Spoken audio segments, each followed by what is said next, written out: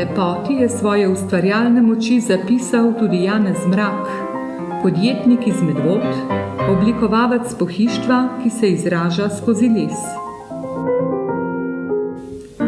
V prvotnem delovnem okolju ni nihče razumel njegove želje po napredku. Izobraževal se je na lastne stroške in z odliko končal večerno srednjo lesarsko šolo v Ljubljani.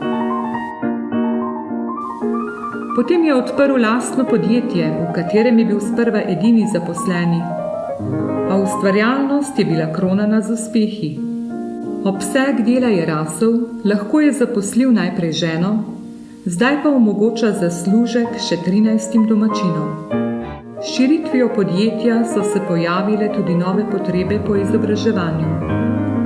Opraviti je bilo treba tečaje iz požarne varnosti in varstva pri delu, vodenja poslovnih knjig in novostih v zakonodaji, pridobiti znanje računalništva in licenco za vožnjo tovornih vozil.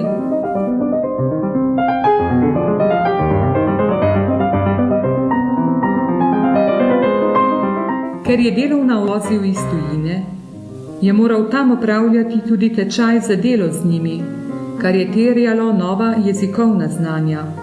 Ta je potreboval tudi za uspešen prodor na tuje trge.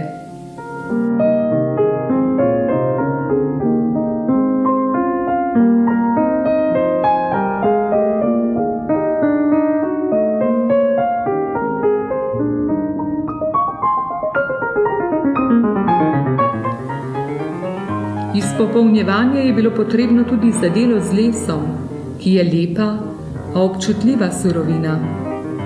Tako se je Janez Mrak učil površinske obdelave lesa in spoznaval kemično sestavo lakov. Čedalje zahtevnejše naloge, povezane z vodenjem, so botrovale odločitvi za vpis v večerno šolo podjetništva.